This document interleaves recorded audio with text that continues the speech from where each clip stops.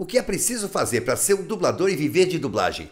Isso é uma coisa que todo mundo me pergunta todo dia. Alguém escreve para mim, alguém me pergunta na rua, alguém no meio de um bate-papo pergunta isso, alguém que não está no pedaço ainda, gente que está pretendendo entrar. Toda hora alguém me pergunta e hoje eu vou dar algumas dicas a esse respeito. A gente vai conversar um pouquinho sobre os caminhos para isso, tá? Mas primeiro eu tenho que responder as perguntas que me fazem na área de comentários.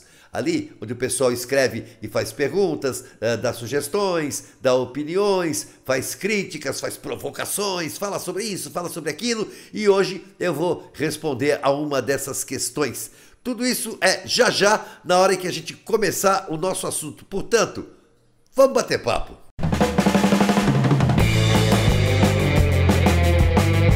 Nelson Machado aqui e esse é o Papo com Machado, claro. E o nosso papo de hoje, antes da dica de dublagem, é o teatro de terror. Uau! É uma coisa assustadora, é uma coisa dramática. Não, calma. Não é nada disso. Ou é tudo isso, sei lá. Eu vou bater papo com o Macós, eu acho que é assim que se pronuncia. Ele perguntou: qual a peça que eles citaram que a Arlete fez que o Falabella também queria fazer? Que tinha esse elenco grande e rotativo. Chamava O Terror mesmo? Não, Macós, não é bem assim, tá? O Macós está falando de um comentário da Arlete Montenegro, um comentário que ela fez no Podchá, que é o nosso podcast aqui. A gente bate papo com uma galera experiente, uma galera bem vivida, uma galera com muita coisa para contar. E ela, no Podchá em que ela participou, ela comentou sobre esse espetáculo do qual ela participou, que não era um espetáculo, era um projeto, tá, Macós? Falando em Podchá, não vamos esquecer que a gente continua com o Podchá até o final do ano, tá? Essa temporada de Podchá ainda tem gente por aí. Fica de olho nas quartas-feiras, quarta sim, quarta não, tem um Podchá novinho em folha chegando aí, tá? Bom, Macós, como eu estava dizendo, não era uma peça, era um projeto. Chamava-se Teatro de Terror, tá? Isso foi nos anos 90, foi uma criação da Vicky Militello. Ela que bolou o esquema todo, ela que criou, ela que dirigiu, ela que coordenava, ela cuidava da coisa toda com um pessoal que ajudava ela a fazer em todas as áreas. Eram atores, era pessoal de produção, tinha um pessoal que fazia quase que voluntariamente, né? Quase, em termos de dinheiro, realmente ninguém ganhou grande coisa, mas foi um projeto fantástico, maravilhoso. Foi um projeto que fez um sucesso brutal de público e um pouco de crítica também. O projeto era de teatro de terror. Por quê? Porque era terror, era coisas sobre fantasmas, sobre vampiros, sobre essas coisas. Não, um pouco sim, um pouco não. A Vicky criou uma mistura de coisas, tá? Assim, ela fazia um espetáculo que era um terror, por ter envolvimento com o terror, com fantasmas, vampiros, lobisomens, etc., mas também porque era terrível, porque era um terror de espetáculo. A ideia era que ele fosse péssimo. Claro que ele não era péssimo, mas ele tinha essa aparência de péssimo. Era uma coisa proposital. E o lema do espetáculo, a Vicky apresentava, ela ficava na frente, ela abria o espetáculo e seguia até o final, vestida de preto como a Mortícia Adams, assim, microfone na mão, e ela anunciava as coisas e ela participava comentando tudo e sempre dizia: se você está achando que o espetáculo é ruim, volte a semana que vem, prometemos piorar. Era essa a ideia, essa era a intenção. Era assim, você chegava no teatro, e no hall do teatro, na entrada assim, tinha aquela névoa, aquela coisa de gelo seco, ficava aquele chão, com aquela névoa parecendo de cemitério de filme de terror B, né? E tinha caixões espalhados pelo hall, um caixão em pé, um caixão deitado, fechado. De repente a porta do caixão abria e saía um zumbi lá de dentro, saía um cadáver. As noivas cadáveres passeavam pelo hall e levavam as pessoas até a plateia, indicavam os lugares. Lá dentro acontecia um espetáculo que era da seguinte forma. Primeiro trabalhava com peças, né? Peças, em geral, peças trágicas. Não eram peças de terror, eram peças teatrais que haviam sido montadas décadas antes em circo-teatro, que é uma das origens da Vicky Militello. Ela trouxe essas coisas da família dela, das origens dela. Ela mesma fez alguns na juventude. Então eram peças para o circo-teatro. E grande parte delas eram trágicas. Havia mortes, havia tristezas, às vezes para um final feliz e tudo, mas havia muita tragédia. E ela adaptava isso, pegava essas peças e reduzia para elas terem no máximo a duração, no máximo de 40 minutos. Máximo. Com o elenco, normalmente o elenco fixo do espetáculo e um ou outro convidado. Nesses convidados que entrava essa galera que o Macós falou aí, que ficava circulando. Já vou explicar essa circulação, tá? Então ela fazia isso com uma peça. Adaptava essa peça para o projeto Teatro de Terror, onde as coisas aconteciam de forma trágica, séria, mas como se tivesse sido montado 20, 30 anos antes, em picadeiro, em circo. E então acabava ficando muito antigo e muito engraçado. As pessoas se divertiam com aquilo, na verdade. Claro que os atores também colocavam lá suas contribuições, seus cacos, suas graças, sua maneira de ser na peça. Depois da peça aí tinha um intervalo, a Vicky voltava, o público voltava, e a Vicky começava a apresentar os esquetes. Tinha vários esquetes. Aliás, eu preciso comentar isso. Os esquetes, não as esquetes, tá? Por favor, eu tenho ouvido muita gente falando as esquetes. Eu escrevi uma esquete. Eu participei de uma esquete. Não existe uma esquete. Sketch vem de sketch, em inglês. É uma palavra masculina. A tradução a todas as traduções dessa palavra para nós, seja esboço, rascunho, diagrama, projeto, tudo masculino. É um sketch, não uma sketch. É porque é um projeto, é um esboço de uma peça, um quadrinho pequenininho que não chega a ser uma peça teatral. É um esboço, um sketch dessa peça, tá? Então, os esquetes eram variados. Aí sim entrava o tema terror mesmo. Tudo envolvia fantasmas, ou medos, ou sustos, ou histórias terríveis. Os esquetes eram malucos. Existia, por exemplo, os esquetes das qualquer coisa selvagens. Cada semana tinha um novo, cada semana era diferente. Então tinha assim, as abóboras, a Vicky anunciava, as abóboras selvagens. Entrava um grupo de 5 pessoas vestido com uma roupinha estranha, umas cabeças de abóbora, como se fosse o Jack Esqueleto, né? A cabeça de abóbora e dançando.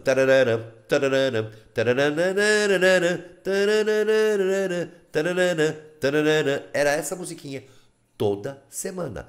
A música era a mesma, a dança era a mesma, só mudava o figurino. Então ela anunciava as abóboras selvagens e entrava as pessoas vestidinhas de abóbora.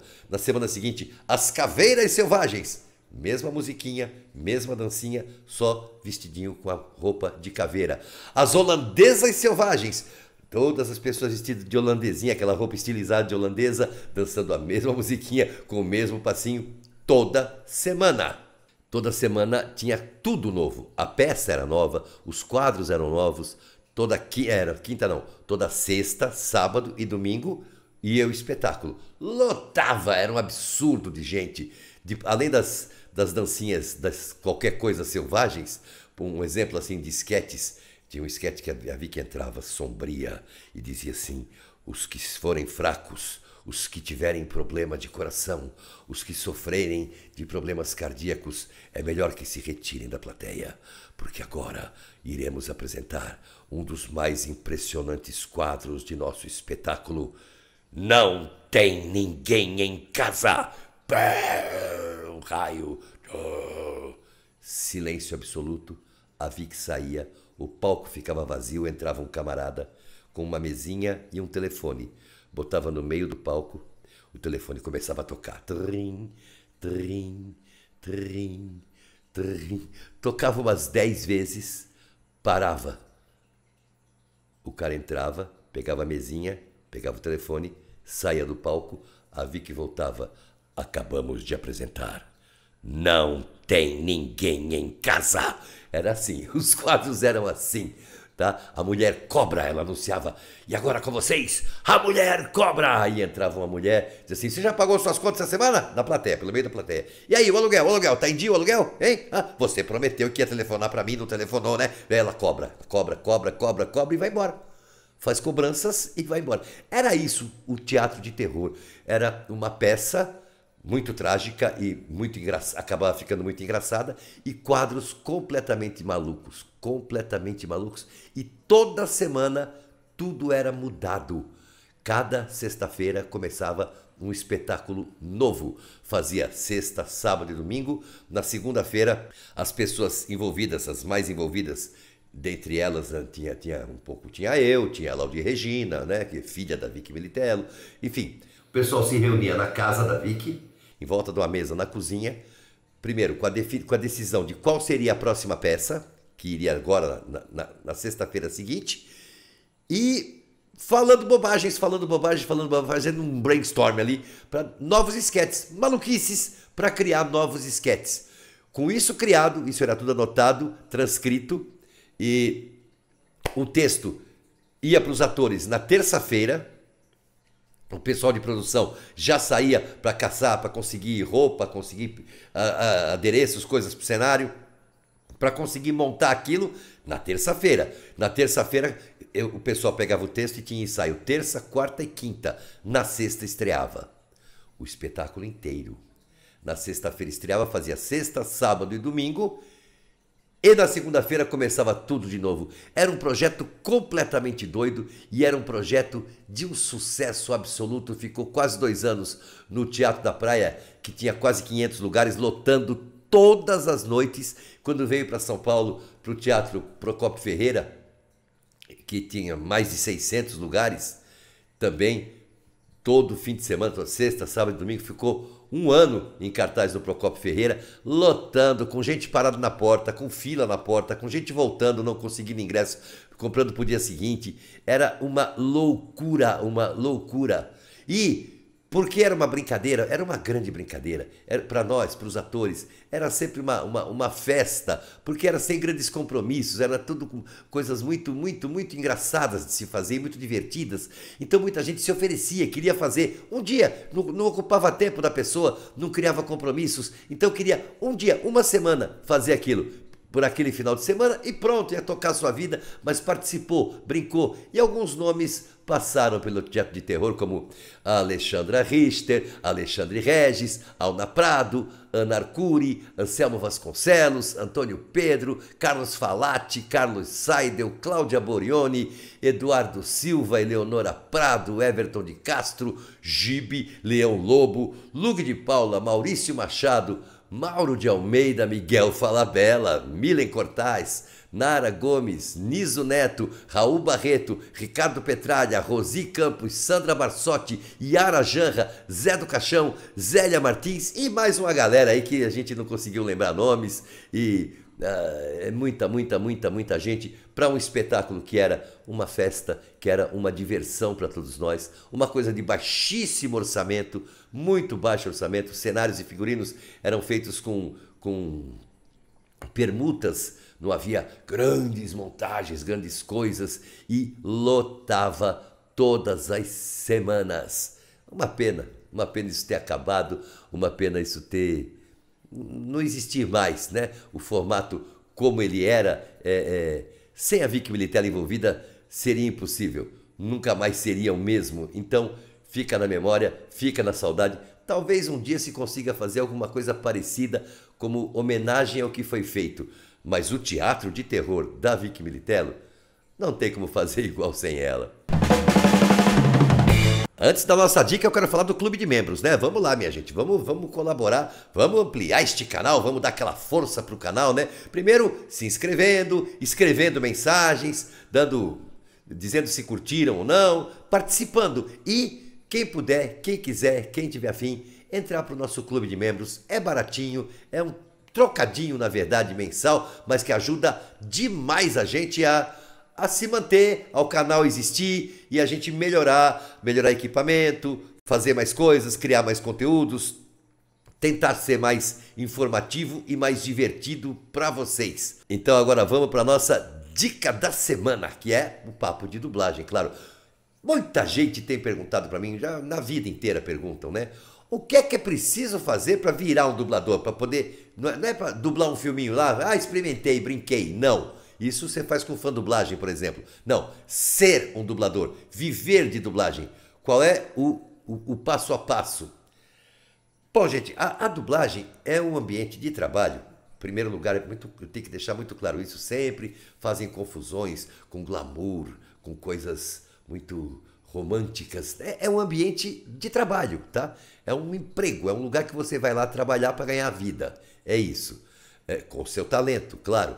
Mas ele é um ambiente muito pessoal. As coisas acontecem muito com ligações pessoais, não ligações profundas, não é, com as pessoas conhecerem umas às outras, como agora costumam chamar de networking, né? Aí falam que por causa das panelas, tem muita panela. Não é exatamente panela. As pessoas conhecem, elas preferem trabalhar com quem elas conhecem. Qualquer um de nós faria isso. Só que, em São Paulo, deve ter uns, sei lá, eu já perdi a conta, eu vou chutar um número aleatório aqui, uns 200 diretores de dublagem em atividade em São Paulo. Se cada um deles trabalha com as pessoas que ele conhece, imagina quantas pessoas estarão trabalhando, certo? Então, esses grupos de pessoas que ele conhece, ele usa, ele chama, porque ele conhece o trabalho dessas pessoas, porque ele sabe o que elas rendem, como o que pedir delas, para que elas servem, para quais papéis, né? Como ele sabe tudo isso, ele acaba chamando aquele grupo, e não é um grupinho de 5, 6, tá? É um grupo de 100, 150 para cada diretor, tá certo?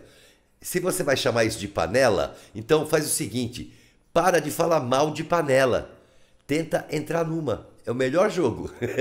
Entra numa, ou mais de uma. Dá para entrar em 10, 20 panelas, se você quiser. E se você trabalhar direito, né? Agir bem.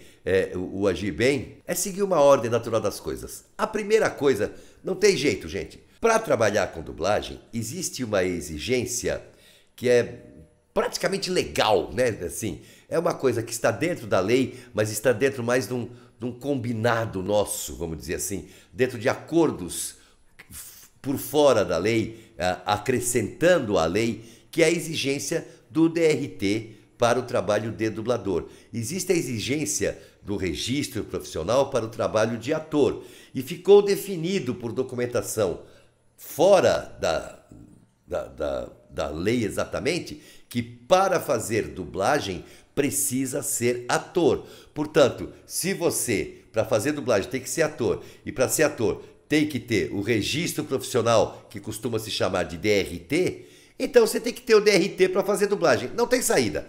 Essa é a primeira coisa. Como se consegue isso? Existem alguns caminhos. Um deles é uma banca que o Sindicato dos Artistas e Técnicos costuma fazer de tempos em tempos, para selecionar pessoas para autorizar esse DRT, né? Eles não dão, nenhum sindicato dá DRT. O sindicato dá uma recomendação para que a Delegacia Regional do Trabalho libere esse documento, ok? Então, através do sindicato, e atualmente do Sindicato dos Artistas, você pode participar de uma banca, de um exame, uma prova, para ver se você tem condições de ter esse DRT. A outra forma é fazer cursos formais, cursos regulamentares, cursos legais de teatro, como por exemplo, você está aqui aleatoriamente assim, pode ser a EAD, pode ser o Macunaíma, pode ser o curso de teatro Reinovarte, escolas que deem o DRT, vamos dizer assim, escolas onde quando você se forma, você automaticamente tem direito a ir retirar esse documento. Essa é a primeira parte. A segunda parte, aí parece que eu vou repetir o que eu já disse aqui, mas não é, tá? É ser ator. É diferente de ter o DRT de ator, tá? Ter o DRT é uma coisa quase que cultural. Se você fizer um curso e passar nas provas todas e for aprovado lá no fim, você tem o DRT. Isso não quer dizer que você seja um ator, que você seja uma atriz, que você tenha talento. Ter talento é imprescindível. Tendo o documento, tendo o talento, agora você precisa da técnica, que é o que vai dar um pouquinho mais de trabalho. Aprender a técnica, desenvolver a técnica e chegar no ponto ideal da técnica, tá? Com isso você consegue fazendo cursos. E eu recomendo. Hoje em dia existem ótimos cursos de dublagem, específicos de dublagem, como a do Brasil, a Unidub, alguns atores, alguns elementos do mercado tem cursos próprios, particulares, tá?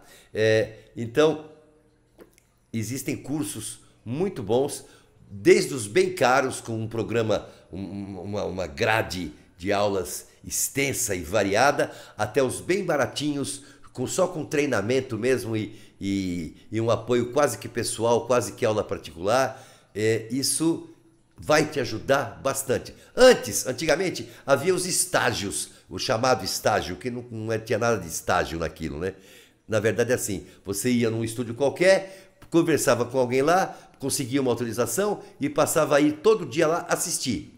E ficava vendo os profissionais fazendo o trabalho, sentado vendo. Assiste. Todo dia, gente diferente. Era muito legal, porque você ia vendo várias maneiras de fazer o trabalho. Cada um tem o seu método, né?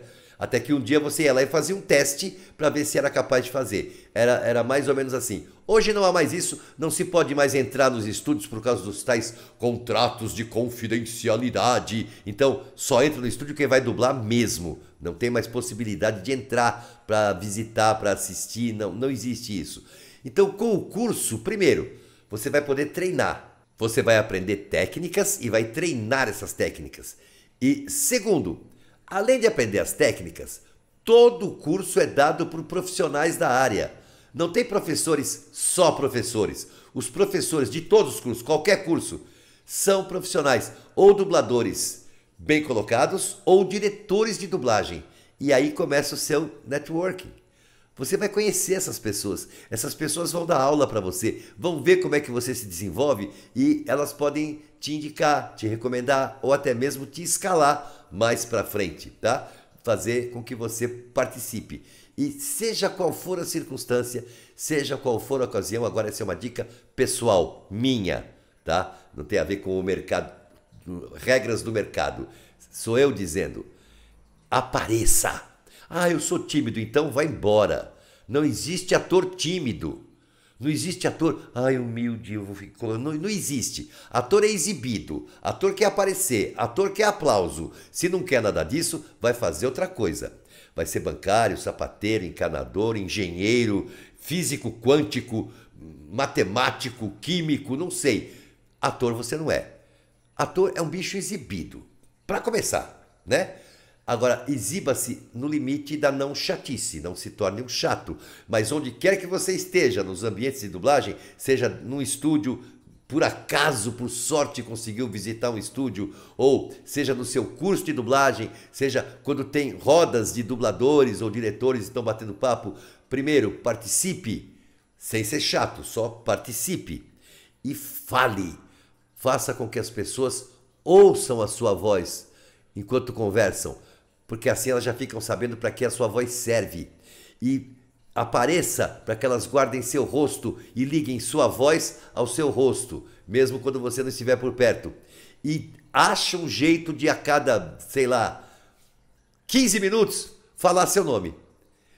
Porque as pessoas têm que ter o seu rosto, o som da sua voz e o seu nome, porque se um diretor gostar muito de você, achar você muito simpático, você fez um network legal, ficou amigo de todo mundo, que bom, que ótimo, que pessoa simpática, que pessoa agradável, que pessoa decente, eu vou dar uma chance para essa pessoa. O diretor vai estar pensando nisso na casa dele, quando ele está assistindo a um filme e fazendo escalas, e agora colocando os papéis pequenos, que é aquele monte de gente que ele vai ter que escalar, e ele diz assim, vou dar uma chance para aquele rapaz, vou dar uma chance para aquela menina que tem aquela voz assim, assado, vai ser ótimo aqui, é